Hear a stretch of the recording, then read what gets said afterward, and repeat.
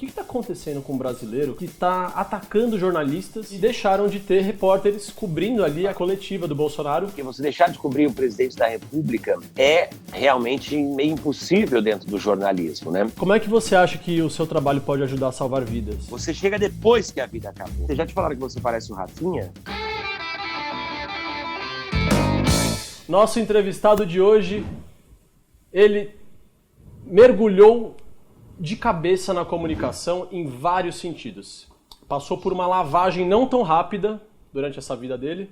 Ele se molhou na rádio, se ensaboou na sala de aula como professor. Aí ele deu uma enxaguada em programas de TV como o CQC, se secou nos palcos como ator e agora ele tá de cara limpa aqui para falar com a gente. Juliano Dipp, seja muito bem-vindo, cara. Muito bom, muito obrigado, Bruno. É um prazer. Introduções cafonas que a gente faz aqui, né? Ah, eu adoro essas coisas. Eu sou bem brega também. Mas essa analogia que você fez aí, nunca tinha ouvido usarem. Mas é mais ou menos isso. Acho que você resumiu um pouco em uma frase aí a minha pequena trajetória. Como é que funciona isso? Porque hoje você é um jornalista, né? Você trabalha muito mais como jornalista, mas e o teatro? Onde fica? Hoje em dia eu estou um pouco afastado do teatro. O jornalismo me consome mais a minha rotina, né? E é talvez a minha maior paixão, ou a minha grande paixão. Durante a minha vida eu fui enveredando muito para esse lado. Eu me formei em jornalismo, eu não fiz faculdade de artes cênicas, infelizmente, eu queria ter feito as duas, mas não deu. E virei ator através de cursos que eu fui fazendo, de grupos que eu fui entrando, tal. E há 3 anos eu não faço teatro especificamente. Mas eu não deixei de ser ator. Eu sou ator, se pintar um convite, alguma coisa pode acontecer.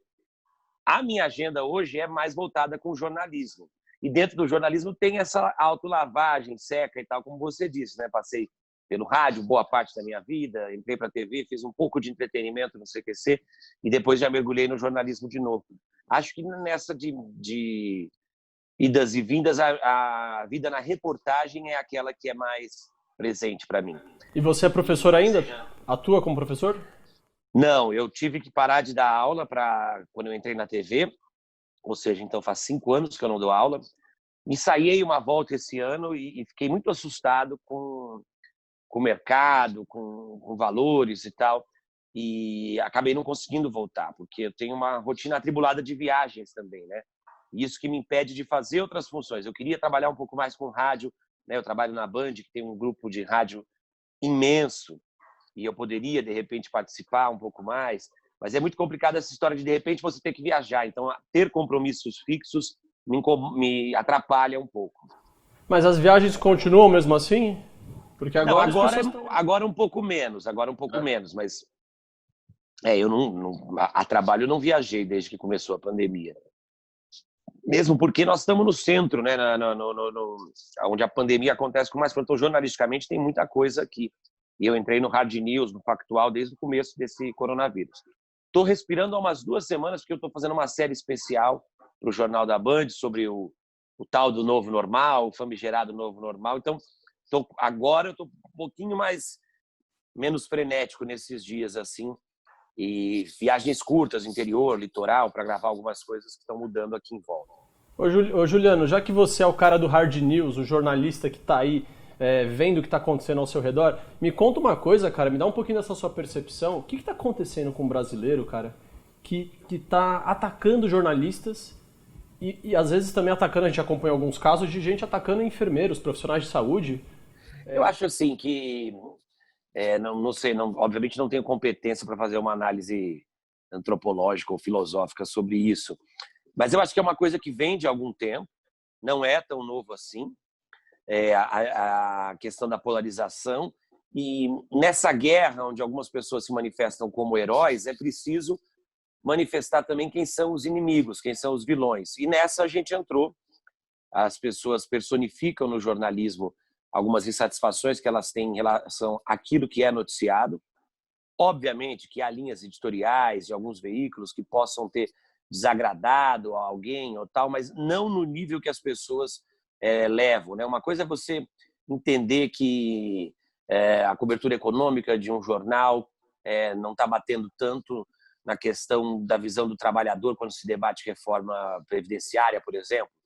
Agora, outra coisa é você achar que fulano quer derrubar um presidente, que fulano quer não sei o quê, e aí você acaba virando, ao invés de um repórter, como se fosse um porta-voz de um partido. Isso aos olhos dessas pessoas que estão atacando, né? Porque isso na prática não existe. E há um descompensamento, sem dúvida, da sociedade, né? A gente está assistindo isso. Nós temos a nossa colega em Brasília, semana passada, que levou uma bandeirada na cabeça, Clarice, e aconteceu em outros momentos da história. Eu quando o presidente Lula sofreu a condução coercitiva, era governo Dilma ainda, a gente foi para a porta da casa dele em São Bernardo, a minha equipe foi atacada, a gente teve que ser separado pelos 2016 policiais. isso, né? Isso foi 16, Foi 2016. Foi antes do impeachment, quando começou o processo um pouco mais ferrenho para cima deles no que diz respeito à Lava Jato e teve a condução coercitiva do Lula. Então, quer dizer, não importa quem esteja no poder ou não, as pessoas costumam a olhar para a gente com essa visão um pouco de inimigo, né? Eu acho engraçado e coerente até certo ponto, porque a função do jornalista um pouco é incomodar. Agora, essa questão de ataque físico, de palavrão, aí eu já acho que vai um pouco além, né? Porque vai um pouco de como você resolve os seus problemas, como você encara a realidade. E, infelizmente, as pessoas são descompensadas, né? Por vários motivos, alguns patológicos, outros não. E aí não, sobra pra gente. Tem médico, como você disse, médico apanhando, enfermeira apanhando. Os médicos estão um pouco ocupados agora tratando de outro problema, então a questão patológica vai ficar para um outro momento. Mas o bizarro é que a gente tem hoje uma mídia de estigmatização. A gente teve há poucos dias, por exemplo, uma nova postura da Globo e da Folha, que deixaram de ter repórteres cobrindo ali aquela coletiva do Bolsonaro, que tem o cercadinho do lado, né? Aliás, aquele cercadinho é sensacional aquilo ali. Eu não sei nem para que serve aquilo lá. Se é a plateia do presidente, né? Ele sabe se comunicar, não no que diz respeito à forma ou conteúdo, mas eu digo assim, ele dá a cara em alguns momentos, né, para a imprensa, e esse cercadinho funciona muito bem assim. Eu acho muito triste que algumas emissoras tenham parado de cobrir e não julgo essa decisão. Eu, por várias vezes, já me questionei, né? A gente tem conversas com colegas, a gente tem que deixar de cobrir, não seria legal e tal. É complicado, porque você deixar de cobrir o presidente da República é realmente meio impossível dentro do jornalismo, né? Agora, tudo bem, passou a ser arriscado para os profissionais, passou a virar palanque, complicado. É como se estivesse numa guerra e você fala assim, bom, eu não vou cobrir porque eu tenho risco do repórter morrer. O jornalismo não está acostumado a sair. A se esquivar, né? A se esquivar. Mas eu entendo que, especificamente sobre esses dois veículos, a Globo e a Folha, a questão é um pouco mais pesada. Os ataques são mais pessoais, tem repórter sendo perseguido. Para eles talvez tenha ficado mais difícil, acho que emocionalmente, aquelas pessoas que ficam lá de plateia, elas também engrossam o couro, elas vão para cima, como eu disse, a Clarice na Bandeirantes, ela levou uma bandeirada na cabeça, né? Nós temos um cinegrafista que morreu em Brasília durante uma manifestação, um rojão foi atirado na direção dele e ele morreu ali. Então, quer dizer, mas depois disso a gente não parou. E não foi um acidente, né? Não foi um acidente. Não foi um acidente. Nenhum veículo deixou de cobrir manifestação porque alguém morreu. Por mais triste que isso seja, né? E também acho que esse questionamento houve na época. Em 2013 já havia acontecido isso. Quando a gente foi para as ruas cobrir as manifestações das pessoas que tinham ido para as ruas, a gente era um pouco linchado. De um lado, a polícia, né, que ia para cima da galera, e de outro lado, a galera que ia para cima da imprensa também. Juliano, por que você acha que isso acontece com esses dois veículos e, por exemplo, não acontece com uma CNN? A CNN é muito nova, né, para começar. Eu acho que, de alguma forma, a Globo vai ser sempre mais visada por ser a Globo, por ser a maior. Então, quando começaram a chamar a mídia de golpista, na época da Dilma, a primeira TV ou emissora a ser chamada de golpista foi a Globo.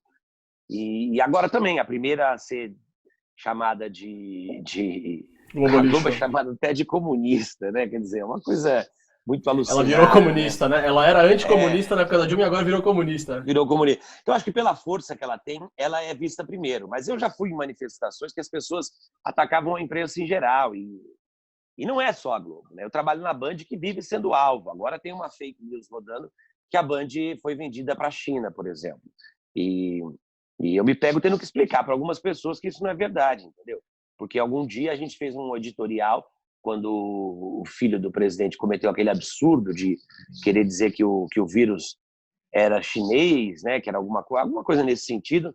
E depois o ministro das Relações Exteriores endossou e ainda pediu que houvesse um pedido de desculpas por parte do consulado da China. E a Band fez um editorial, como vários veículos fazem.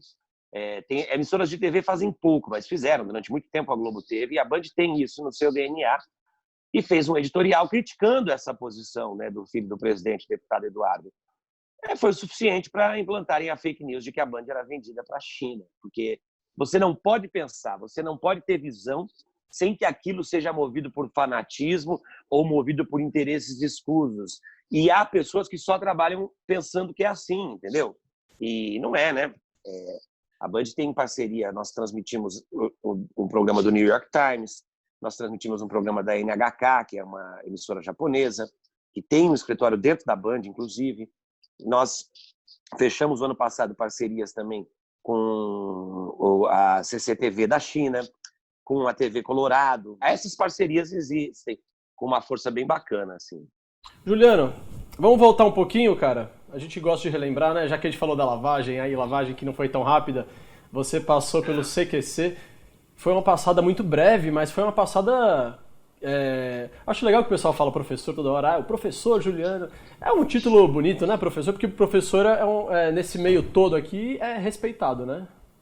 Pelo menos. Cara, né? eu gosto muito de ser chamado de professor. É uma coisa que diminuiu um pouco, era mais na época do CQC. Diminuiu o quê? O salário, né? Pior que não, viu? Mas o de professor diminuiu, sem dúvida. O Dan Stuba que usava isso. E eu nunca perguntei para ele por que ele me chamava de professor. Talvez era porque eu dava aula, né? Provavelmente era isso. E como é um apelido muito nobre, eu não fiquei triste nunca, fiquei envaidecido. Lógico. Vocês se conhecem de um tempo já, vocês trabalharam no rádio, né, juntos? Trabalhamos na CBN, a gente não era amigo, a gente era conhecido. E eu estava uma vez no programa, fazendo locução do programa Jornal da CBN, segunda edição, com o Roberto Nonato. Joyce Murasaki era produtora, ela está hoje na CNN. E comentou-se ali a notícia de que o Dan estava indo para o CQC. E aí eu falei, opa, vou falar com o Dan. Mas ele ainda era muito... Estava chegando na Band também, ele foi bem sincero, falou assim, olha, não tenho nada para fazer, porque acabei de chegar e tal, mas enfim, vou te dar um e-mail de um cara que está recolhendo material de pessoas que fazem para fazer teste e tal. E eu mandei um e-mail para esse cara já desacreditado, deu um tempo, me chamaram para fazer um teste, foi em novembro de 2014. E em janeiro de 2015 eu fiz o segundo teste e fui contratado. E como é que funciona esse teste aí? O primeiro teste eu fui para a Assembleia Legislativa de São Paulo, sem pauta nem nada, com o Steve, que era um cinegrafista, que depois virou meu amigo, e o Felipe Atra, que era produtor do CQC, e foi lá me acompanhar. Levantei algumas pautas e saí entrevistando os deputados da Assembleia Legislativa de São Paulo, meio que um pouco do que o CQC fazia no Congresso, e que depois eu fui fazer também pelo CQC. Tudo bem, foi tranquilo. O segundo teste já era pensando no Proteste Já, e eu me vesti de Peppa Pig. Isso aí eu li. Eu achei que fosse até brincadeira, mas... Não, é verdade. Nossa, aquele dia foi incrível, porque foi um teste para mim também, porque eu falei assim, gente, mas eu nunca misturei o teatro com o jornalismo dessa forma, assim, né? E eu olhei com bastante preconceito no começo, achava que eu podia me queimar e tal. E, enfim, era novo, né? Era também inseguro. E pelo contrário, né? Você não perde o respeito fazendo outra atividade com o mesmo respeito e dedicação, né? Você só agrega. Juliano, você sente falta de fazer essas pautas mais perigosinhas aí? Porque agora te deram uma coisa um pouco mais, não vou dizer light, mas eu digo menos perigosa, né? Olha, eu sinto falta de muita coisa no CQC. Eu não sinto falta de correr risco, sinceramente.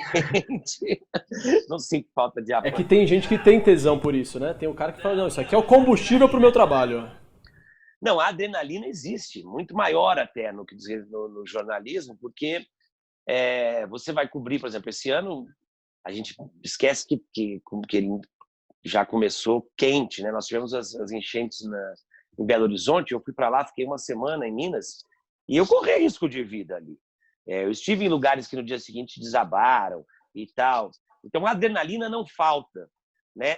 Eu acho que o que eu sinto saudade do CQC que é o seguinte: no jornalismo existe uma formalidade de você não fazer certas perguntas de tal jeito, você tem que preservar uma fonte, no dia seguinte aquele deputado pode... E no CQC você tinha direito de falar para certas pessoas, para certos políticos, certas coisas que o jornalismo convencional não nos permite, né? Porque o CQC tinha uma licença poética de ser um programa de entretenimento. Então eu podia perder o respeito com o parlamentar dentro da piada. O propósito era outro ali, né? E então essa licença é mais difícil no jornalismo. Por exemplo, se eu for cobrir Brasília, eu não posso ser mal educado com os políticos, porque toda semana eu vou precisar entrevistar. Você já sofreu alguma ameaça ali? Ameaça de morte? Verbal, sim, muitas. Verbais, muitas. Não pisa mais aqui, não queremos mais você no nosso estado. Mensagens que vinham em inbox, assim, no Facebook e tal. Torça para não me encontrar em nenhum aeroporto. Ou coisas mais diretas mesmo. Pessoalmente, por exemplo, a gente gravou uma vez em Matinhos, Minas Gerais, não, no Paraná, e a gente teve que sair escoltado pela polícia. Eu, a Adriana, que até hoje trabalha comigo no CQC, não, no Jornal da Band. Tá viva, ufa. Tá viva. E o Pedro Melão, outro grande cinegrafista também, que construiu uma carreira brilhante depois do CQC com o Fábio Pochá. E nós saímos, a prefeitura tinha uns capangas seguindo a gente. Durante a gravação, a gente percebeu que estava sendo seguido. Paramos o carro e fomos para um confronto direto com eles, gravando. E aí, quando chegamos na prefeitura, eles já estavam lá dentro. E aí começou aquele enfrentamento, chegou a GCM e eu falei, opa, agora estamos tranquilos. A GCM, obviamente, era da prefeitura, veio para cima da gente também. Então, eu precisei chamar a polícia militar e a gente tinha hotel pago e tudo mais e fomos direto para Curitiba, dormir em Curitiba por uma questão de segurança e a polícia nos escoltou para sair da cidade. Olha que situação. Parece que é unânime, né? Porque você, eu acho que é o quinto ECQC. ECQC é legal esse rótulo, né? ECQC. Você é o quinto que me fala a mesma coisa. Parece que eu acho que eles ameaçaram todo o elenco do CQC, viu? Porque teve uns caras que apanharam mais do que eu, porque eles eram mais ousados do que eu. Ah, sim. E talvez menores também. Aí o pessoal fala, agora é mais fácil bater nesse aqui, né? Juliano. É mais fácil bater no Oscar Filho do que em mim. Ah, sim. Tadinho do Oscar, ele é um fofo. É o pequeno pônei. Ele é um amor de pessoa, adoro o Oscar. Você não pegou a época dele, né? Você parece... Ele saiu antes, né?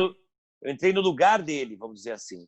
Mas a gente... Você puxou o tapete dele, Juliano? Amigo, não puxei. Não, tô brincando. A gente fez um filme juntos depois, como ator, tanto eu quanto o Oscar, um filme que chama Jogos Clandestinos, e nunca saiu. E, cara, eu me divertia tanto com ele no set de filmagem. Ele é uma figura, assim...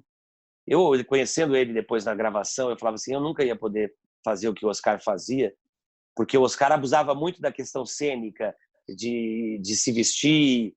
no Proteste Já, né? Vestir de personagem, fazer graça na cara de prefeito. Mas você tem isso ao seu favor também. Você também é ator. Eu também sou ator, mas eu usei mais outras coisas. Eu usei mais um embate de conteúdo e de perguntas, porque para mim era difícil vestir uma roupa e dançar na frente de um prefeito, coisas que o Oscar fazia com tranquilidade, assim, né? Talvez eu não tive tempo, como eu só fiquei um ano no CQC, não tive tempo de ir perdendo mais. Por mais que eu sei que como ator eu posso tudo isso, às vezes eu ficava, não, mas aqui é jornalismo, ali, ficava nessa crisezinha. Agora, você falou de ECQC, já te falaram que você parece o Rafinha? Muita gente já falou, muita gente. Nossa, eu tô vendo aqui você o tempo todo na telinha do celular, eu falei, meu, a cara do Rafinha Bastos.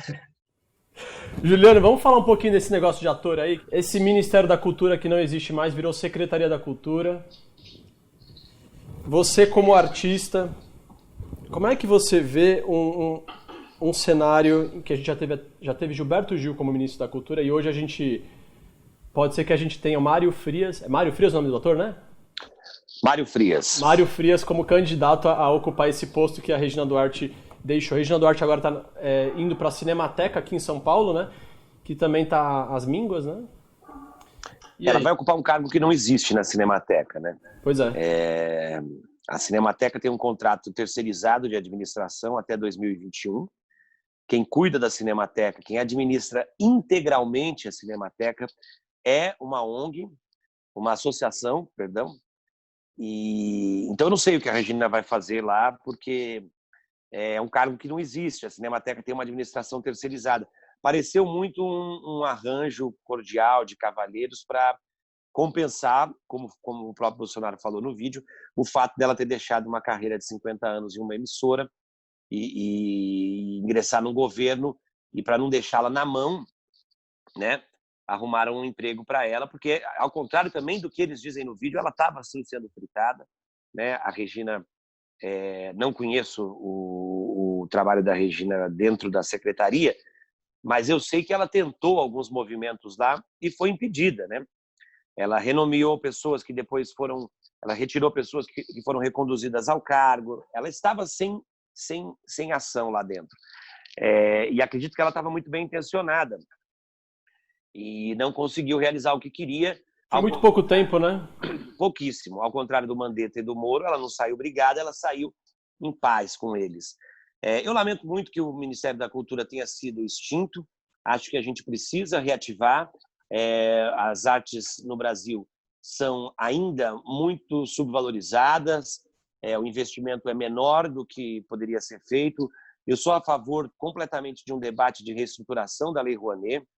As pessoas acham que a Lei Rouanet é aquela coisa de mamar na testa de governo e tal. Não é. A Lei Rouanet possibilita que coisas incríveis aconteçam por todo esse país, né, graças ao incentivo. São coisas assim, desde a recuperação do Museu do Ipiranga aqui em São Paulo, que vai ter dinheiro público por causa da Lei Rouanet, até uma peça de um grupo de teatro conduzida dentro de uma favela que vai levar ensinamento de artes cênicas para pessoas que a outra opção é trabalhar de aviãozinho no tráfico. Inclusão, né? Até sim um grande musical que vem para o país e que talvez não precisasse desse dinheiro todo, mas vai dar uma contrapartida, vai fazer apresentações gratuitas, enfim. Tem que haver uma reestruturação. Eu sou contra o formato em que as empresas escolhem quem elas patrocinam.